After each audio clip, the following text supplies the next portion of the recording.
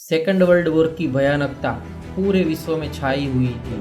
पूरा विश्व अशांत था, चारों ओर हाहाकार मचा हुआ था। ये दौरान अमेरिका के प्रेसिडेंट फ्रैंकलिन रूजवेल्ट और यूके के प्राइम मिनिस्टर विंस्टन चर्चिल कुछ विषय पर वार्तालाप करने के लिए मिले। वार्ता का विषय था पूरे विश्व में शांति कैसे स्थापित हो, कुछ ऐसा क्या किया जाए कि पूरे विश्व में शांति फिर एक बार लौट आए। और चर्चा के दौरान ये नतीजे पर आए कि कुछ ऐसा संगठन का निर्माण करा जाए जो संगठन पूरे विश्व में शांति बनाए रखने का प्रयास करेगा।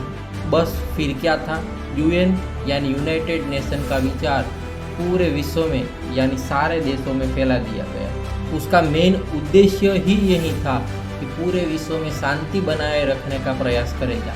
जहाँ पर भी युद्ध होगा वहाँ पर साम दाम दंड भेद कोई भी नीति अपनाकर वो युद्ध को रोकेगा। और बस 1 जनवरी 1942 में संयुक्त राष्ट्र की घोषणा वॉशिंगटन डीसी सिटी में हुई और उस घोषणा पत्र पर 26 देशों ने अपने हस्ताक्षर किए। उसमें अमेरिका, यूके, सोवियत संघ जैसे कई बड़े बड़े देश शामिल थे। और फिर 3 साल बाद 1945 में सैन फ्रांसिस्को में उसके अंतिम रूप दिया गया। और 24 अक्टूबर 1945 वो दिन आ गया जब यूएन की स्थापना हुई। यूएन यानी यूनाइटेड नेशन। अब इसकी स्थापना तो हो गई, लेकिन इसको फॉलो करेगा कौन? दिखावे के लिए इन लोगों ने यूनो बना तो दिया। उन लोगों का मुख्य उद्देश्य ही यही था कि पूरे विश्व में शांति स्थापित हो, लेकिन ये लोग अपने उद्देश्य में कुछ हद तक कभी सफल नहीं हो पाए। जैसे 1948 में इजराइल आज़ाद हुआ, अभी तो आज़ादी का जश्न मना रहा था और उसमें अपने 5 पड़ोसी देशों ने आक्रमण कर दिया। उसमें था इजिप्ट, इराक, जॉर्डन, लेबनान और सीरिया।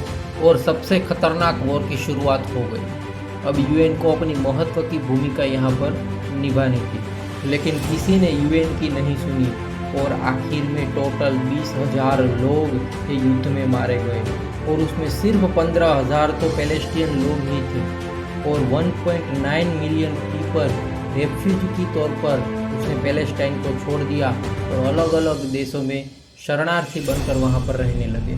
और आज भी उन लोगों की हालत इतनी ही खराब है। और फिर 1947 में हिंदुस्तान में से पाकिस्तान देश अलग हुआ और तुरंत 1 साल बाद 1948 में पाकिस्तान ने हिंदुस्तान का एक प्रदेश था कश्मीर, उस कश्मीर प्रदेश पर अपना हमला बोल दिया। उन लोगों को कश्मीर प्रदेश चाहिए था। बस फिर यहाँ से भीषण वॉर की शुरुआत हो गई। युद्ध खत्म होते होते कितने कश्मीरी लोग मारे गए, लेकिन यहाँ पर भी यूनो कुछ नहीं कर पाया। और फिर 1975 में कंबोडिया में एक गृह युद्ध की शुरुआत हुई। कंबोडिया की एक कम्युनिस्ट पॉलिटिकल पार्टी थी, उसका शासक था खमेर रूज। वो माओवाद की कम्युनिस्ट विचारधारा से काफ़ी प्रभावित था। उसने ये विचारधारा समाज में लागू करने के लिए पूरे समाज को समाजवाद में तब्दील करने का प्रयास किया, लेकिन कई लोगों ने उसका विरोध किया और उस विरोध में खमेर रूज ने 20 लाख लोगों को मार दिया, जो टोटल कंबोडिया की पॉपुलेशन से 25% पॉपुलेशन थी। और यहाँ पर भी यूनो कुछ नहीं कर पाया। इतना ही नहीं, इतना नरसंहार होने के बाद भी यूएन ने सब कुछ अनदेखा करके उस खमेर रूज शासक को मान्यता भी दे दी। और बाद में अफ्रीका का एक देश था सोमालिया, वहाँ पर 1991 में सिविल वॉर की शुरुआत हो गई। सोमालिया का एक शासक था मोहम्मद सियाद करके। वो इतना तानाशाह था कि वहाँ के लोगों ने विद्रोह छेड़ दिया और कभी न रुकने वाला गृह युद्ध की शुरुआत हो गई।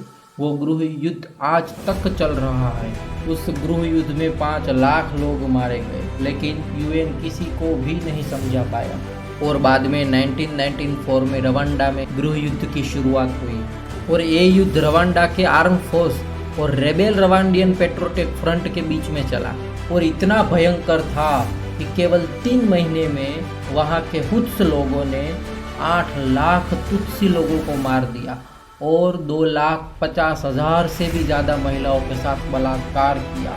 और इतना भयंकर था कि द्वितीय विश्व युद्ध के बाद सबसे खराब जातीय नरसंहारों में से एक बन गया। लेकिन यहाँ पर भी यूएन कुछ नहीं कर पाया।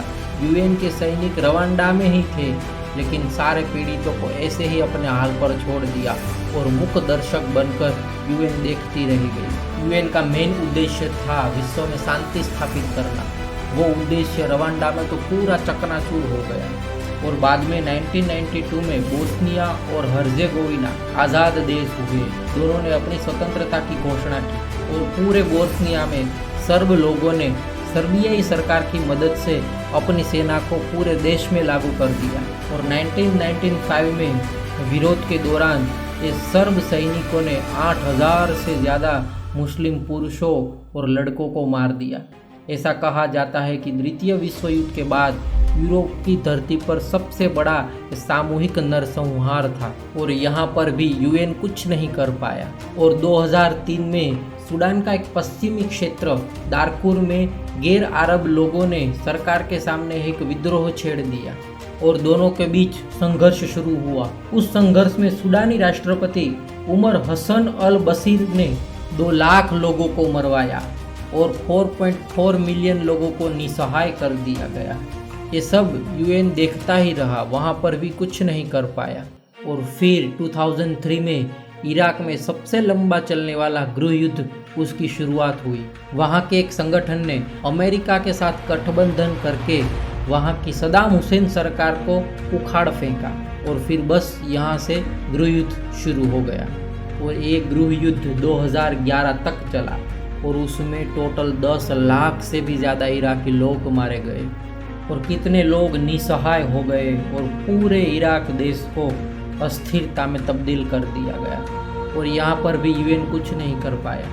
और 2011 में सीरिया में कुछ लोगों ने सरकार के खिलाफ कुछ प्रदर्शन किए। ये प्रदर्शन को रोकने के लिए वहाँ के नेता बशर अल असद ने प्रदर्शनकारियों पर क्रूर कार्यवाही शुरू की और वहाँ के नेता बशर अल असद ने उन लोगों को आतंकवादी घोषित कर दिया गया और बस उसके विरोध में वहाँ के लोगों ने विद्रोह छेड़ दिया और ये विद्रोह 2014 होते होते पूरे सीरिया में फैल गया और ये विद्रोह आज तक चलता आ रहा है और उसके कारण 6.3 मिलियन से अधिक लोग देश छोड़ने के लिए मजबूर हो गए हैं। लेकिन यूएन कुछ नहीं कर रहा है।